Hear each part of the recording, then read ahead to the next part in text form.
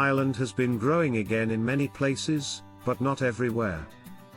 There are towns up and down the country that have been quietly losing people for years. Today, we're taking an honest look at 12 of them.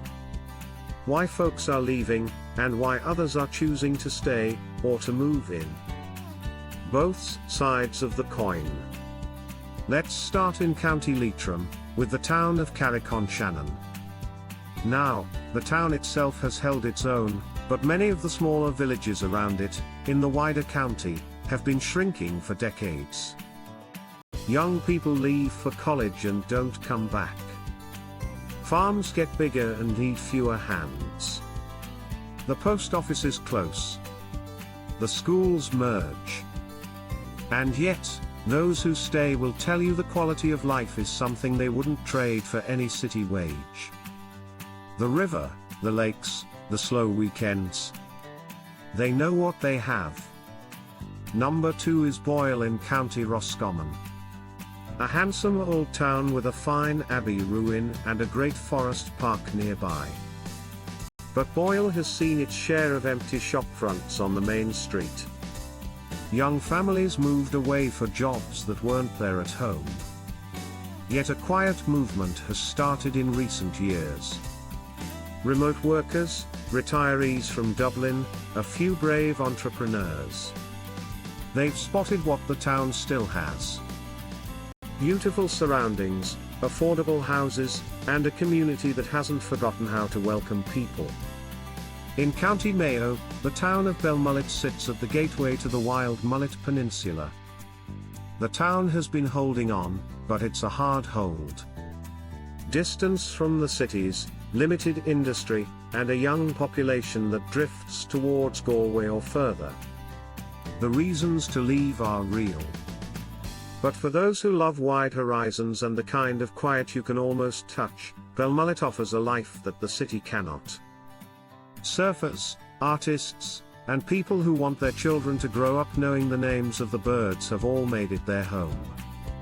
Number 4 takes us to Castlepollard's smaller neighbours, the town of Foxford in County Mayo. Famous for its woolen mills and its links to Admiral Brown of Argentina. The mill is much reduced from its peak. The young leave for Galway or Dublin or further afield. But Foxford has a sweetness about it, a river running through the middle, and prices that bring it within reach of working families who would never afford the cities. In County Longford, the town of Granard has been losing people slowly for years. The cattle marts are quieter than they were. The pubs have thinned out. But there are good people there, a strong GAA tradition, and a sense that the town is worth saving. New families have arrived from Dublin and even from abroad, and the place has not given up on itself. Number 6 is Bagenalstown in County Carlow. The river is still beautiful. The Georgian buildings still stand. But the population has been creeping downwards as bigger towns nearby pull in the jobs and the services. Those who stay love it for what it is. A walkable, neighbourly place where you can still hear yourself think. In County Westmeath, the town of Castlepollard has felt the same slow loss. Once a busy market town, now quieter, with shops that come and go. But it sits near the lakes of North Westmeath, in some of the prettiest country in the Midlands. People who move there from the cities tend to stay. They like the slower pace. They like that the children can walk to school on their own. Number 8 takes us to Kilrush in County Clare. The Shannon estuary on one side, fine streets and a market square in the middle. But the town has lost people steadily. The fishing industry is not what it was. Young people head for Limerick or Galway.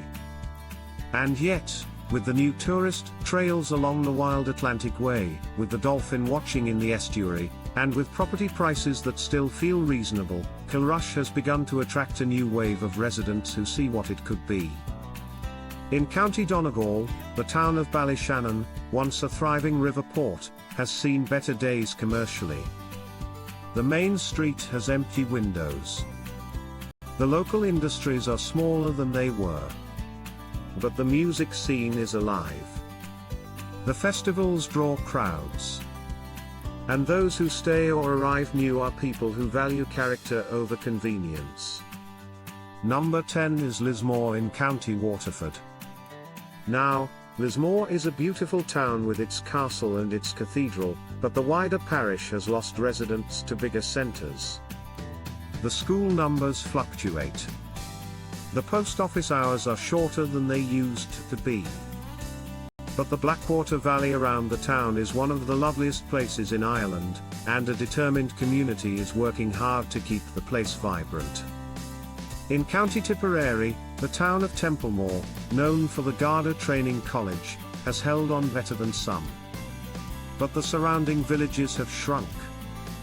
People who stay speak of the friendliness, of the way the town gathers around its young people and its old people both. It's not a place where anyone is invisible. And number 12, the town of Manorhamilton in County Leitrim. Tucked into the mountains in the north of the county, with a striking ruined castle on the hill. The town has lost population steadily over decades, but it has also gained a fascinating new community. Artists, musicians, people drawn by the cheap rents and the wild surroundings.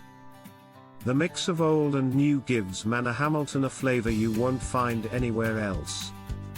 Now, let's be honest about why these places lose people. The reasons are real, and they matter. Jobs are the biggest one.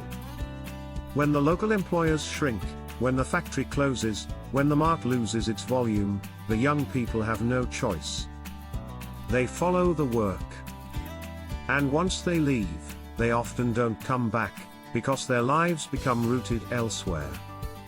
They meet someone, they buy a house, they have children in a different school, and the old town becomes a place to visit at Christmas rather than a place to live. Services are the second reason.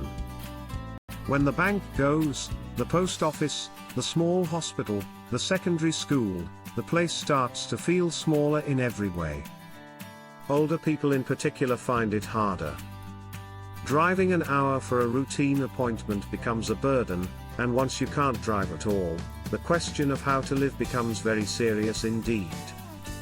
Connectivity is a third. Some of these towns have had patchy broadband for years, though that has improved a lot. But the bus service, the train service, the road links, they all matter. A town that feels cut off is a town that loses people. But here's the other side. The side that doesn't make the headlines. For some people, these are exactly the places they want to be. The houses are affordable. The neighbors know your name. The schools are small enough that every child gets noticed. The pubs still have conversation in them, not just televisions. The pace of life allows you to breathe. Remote work has changed the maths. If you can do your job from anywhere with a good internet connection, why pay city prices to live in a city flat? Many of these towns have seen the beginnings of a quiet reversal, with new families arriving from Dublin, from abroad, from places where the rent was eating them alive. The houses they buy cost what a deposit would cost in the capital, and the garden they get with it would not fit on a balcony in town. There's also a generation that has begun to choose place over money. Younger people who don't want to spend their 30s commuting from a suburb. Older people who don't want to grow old in a city where nobody knows them. They look at towns like these and they see possibility, not decline. They see a main street that could come back. They see neighbors they would actually speak to. If you're thinking about a move, visit the place properly. Walk the main street. Read the notice boards in the shop window. Have a coffee and listen to the conversations around you. A town that's quiet on a Tuesday afternoon might be alive on a Friday night, and you need to see both before you make any decisions you can't easily undo. Thanks for watching. Give the video a thumbs up if you found it useful, and tell me in the comments which of these towns sounds like it might suit you. Subscribe for more honest looks at life in rural Ireland. Take care of yourselves out there, and remember, every town has more to it than its population graph.